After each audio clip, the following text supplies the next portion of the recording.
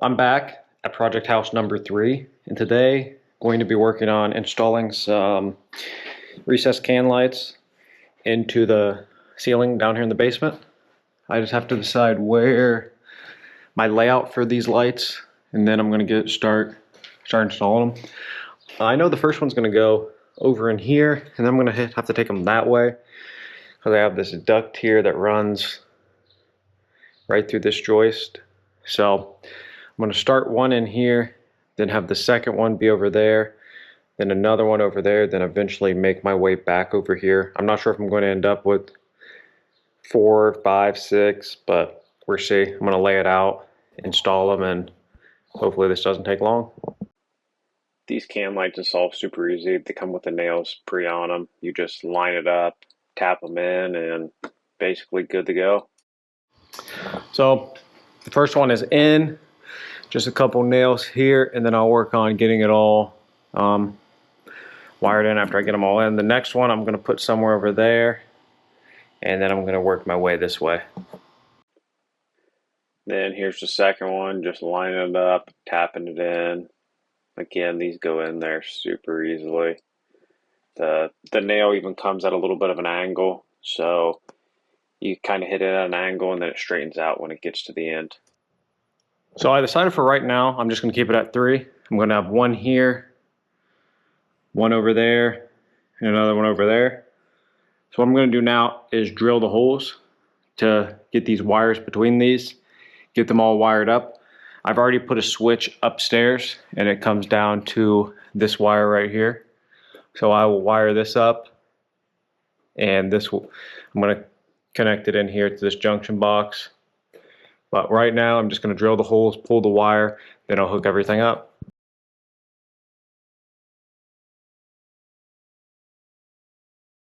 And I'm using these Diablo speed bits. All these different sizes. They work great. Cut through it like butter. I'm not sponsored by Diablo, but maybe one day. Now I'm going to work on pulling the wire between these boxes and the first one. I'm using 12-2 Romex here. Could really use 14-2 without any problem, but 12-2 is just what I had, so that's why I'm using it. I'm fishing it around, trying to keep it out of the way as much as possible, and then once I get it where I want it, I'm stapling it down, making sure everything is nice, tight, and secure. I ended up, instead of running it over to the right and then looping it around, I just brought it right behind this duct. There was some other wires running in there, and then behind the duct I just can come over right to that second box there and buy now.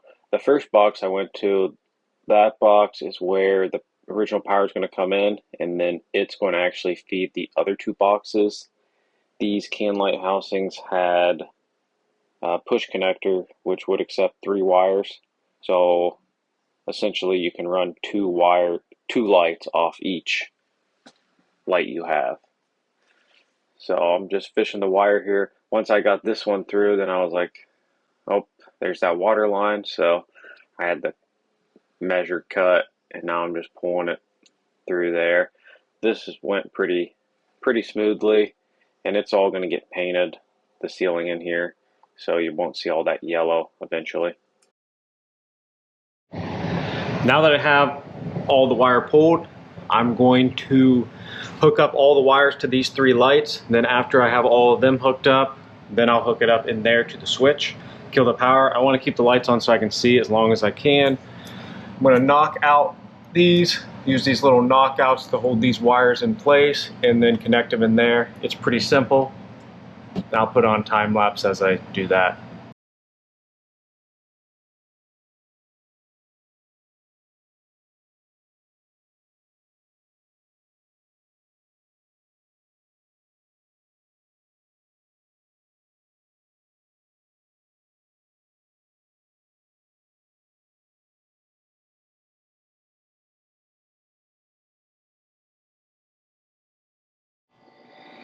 Got the wire in here, got the nut on this to hold these in tight, so then when this slides, if it slides, then it doesn't pull it out.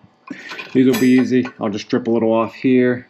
It's just stab connections, so I'll strip a little, stab these in, and then move on to the other two.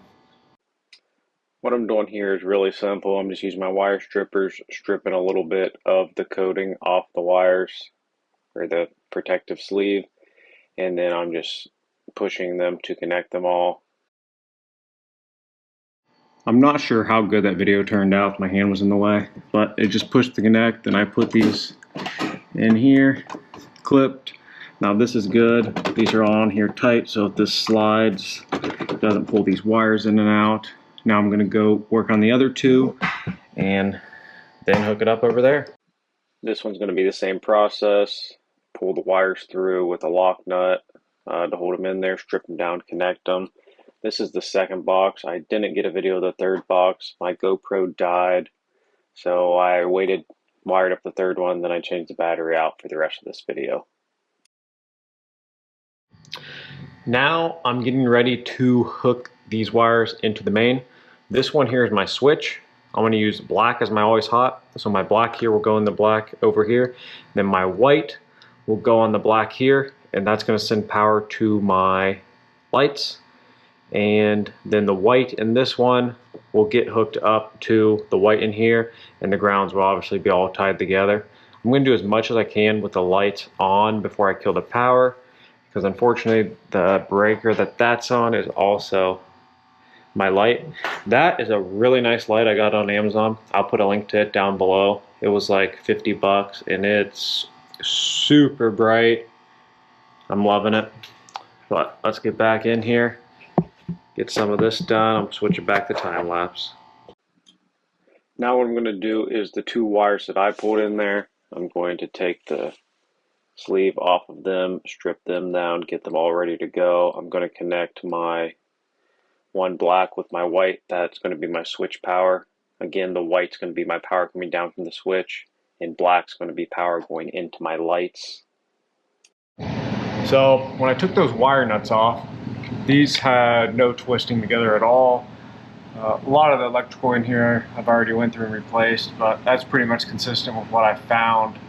I don't think they really knew what exactly they were doing, but I'm going to get that all figured out, cleaned up, and hopefully lights on 5-10 minutes. What I'm going to do now is cut the sheeting off of, or the sleeve off of some of this wire. They didn't leave me a lot of extra room, so it's pretty tight, a lot of wires going in, but those nuts made light work of it. I got those all connected, got the nuts on there tightened up, and then I put a little bit of electrical tape around them. Wasn't really probably necessary, but I'd rather be safe than sorry.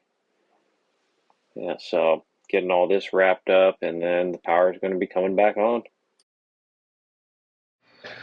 I got it all in there, twisted together. I used the Ideal ProFLEX, and I'm going to tell you a little bit more about that. Then I'm going to get the power turned on, put the bulbs in, and wrap this project up. I'm going to take a minute to talk about these Ideal electrical connectors.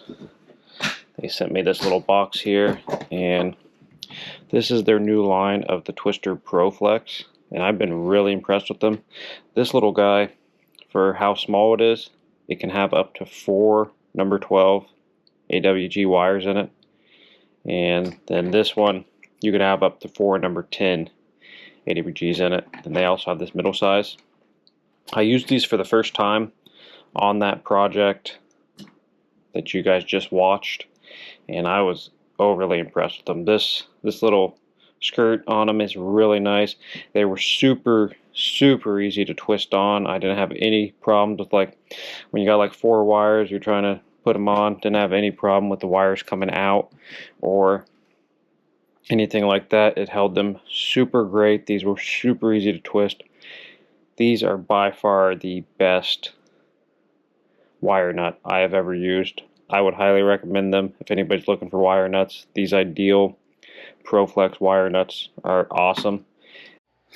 I'm back upstairs. Here's the light switch, off, flipped it on. Now let's come down see if everything worked out.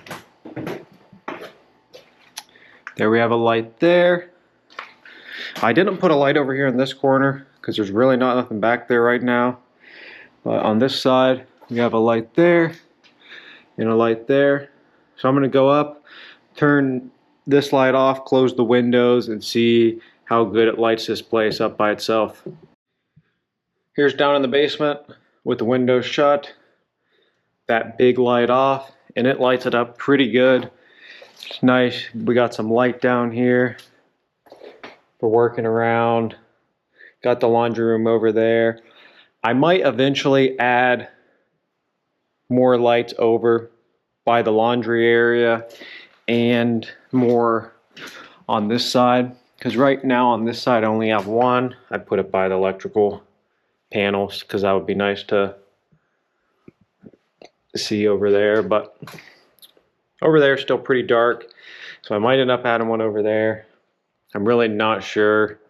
It's a basement, so it's not like there's really much usable space over there because you got this overhead line, the duct line, there's another duct line. But for now, I just wanted to get some light down here for working around.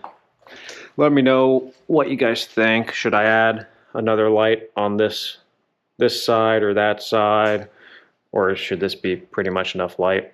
And down here, my plan is the ceiling to spray it all black, and then the walls, do them white. I'm not sure what color on the floor yet, but stay tuned. Thanks for watching. Now I'm just using these Ideal wire connectors, giving you guys a little more view of them in action.